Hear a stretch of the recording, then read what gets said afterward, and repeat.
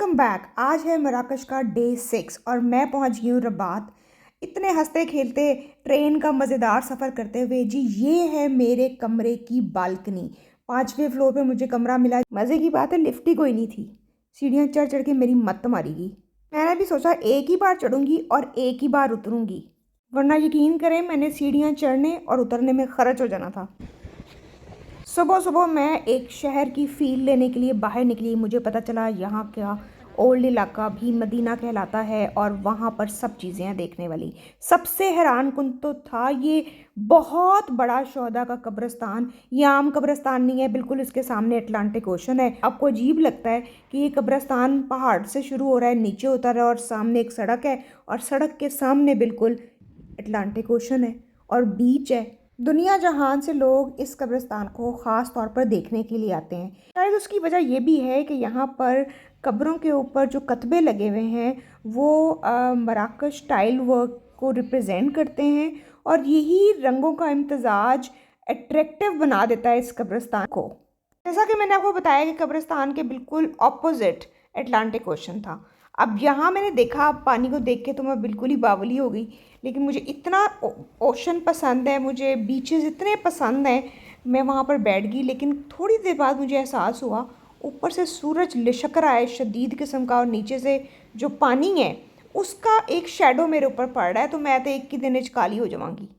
यही सोच के मैं वहाँ से उठी और मैंने उस बीच के इर्द गिर्द के इलाके को एक्सप्लोर किया। ये इलाका कस्बा ऑफ द उदयास कहलाता है। यहाँ पर बेसिकली पुराने तर्ज के जो घर हैं, आपको सफ़ेद दीवारें या नीली उसकी साइड पे एजिंग जो है वो नज़र आती है। जो लोग बीच से और धूप में चलते हुए आते हैं कस्बे के इलाके में, वो ज़रा सस्ताने के लिए इंडोनेशियन गार्डन का रुख करते हैं। ये जो रास्ता आप देख रहे हैं ये आपको लेके जाता है इंडोनेशियन गार्डन की तरफ कस्बा से होते हुए। साइडों पर बहुत से सोवेनियर्स पड़े हुए हैं, लोग गुजर रहे हैं, बैठे हुए हैं और बहुत ही रौनक वाली ये जगह है। और ये है अंडलूसियन गार्डन। तारीखी कब्रिस्तान के बाद ये है एक सबसे बड़ी अट्रैक्शन। उसकी बुनियादी वजह बेशुमार फूल और बेशुमार पौधे हैं। यहाँ पर पानी के चश्मे बह रहे हैं और उन पानी के चश्मों से लोग पानी ना सिर्फ पीते हैं, मुंह पे डालते हैं, कुछ देर यहाँ पर बैठते हैं। ये कैफ़े भी है यहाँ पर। अंडलूसियन गार्डन का जो एंट्रेंस है वो इस कैफ़े के अंदर से गुजर के आती है।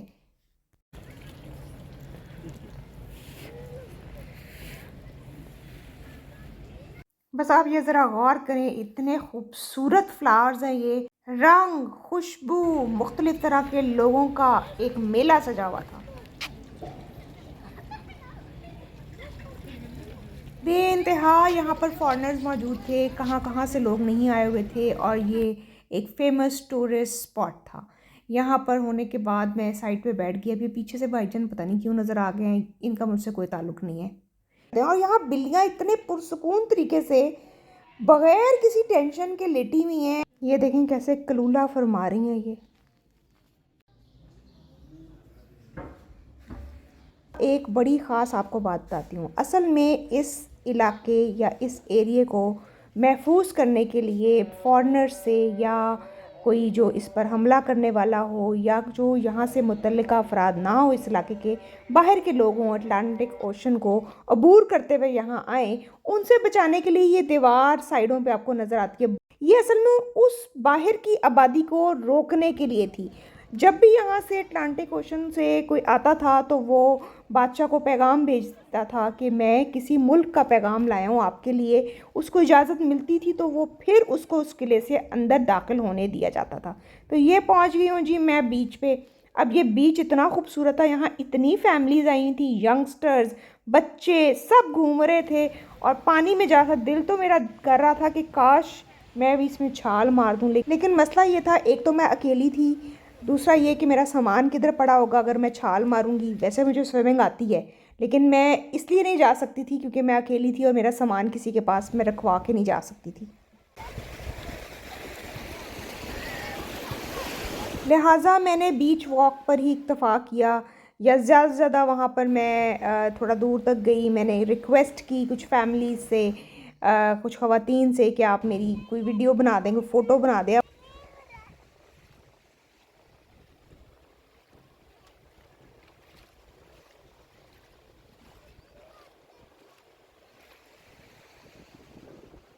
कुछ तो तस्वीरें मेरी आला आ गई और कुछ तस्वीरें और वीडियोस को कोई कैमरा कभी उल्टा हो जाता था, कभी सीधा हो जाता था। बस ऐसे ही वक्त गुजर गया। दूर तक फैमिलीज फैली हुई थी और ये देखें मैंने की ये क्या हरकत है ना बच्चों वाली। और ये देखें ज़रा ज़बरदस्त किस्म का ये लड़के जो और लड़कियां जो हैं ये म्यूज़िक बजा रहे हैं, सुने ज़रा।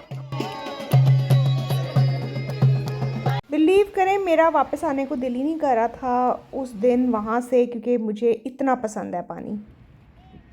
वापसी पे अब आपको ये महसूस हो रहा होगा कि सूरज जो है वो नीचे आ गया है, शाम हो रही है और बच्चे जो हैं यहाँ पर फुटबॉल खेल रहे हैं। मतलब कोई ना कोई फिज़िकल एक्टिविटी वो कर ही रहे होते हैं। शाम के वक्त समुंदर की लहरों की आवाज़ ही बदल जाती है, ये तो आपने खुद महसूस किया होगा।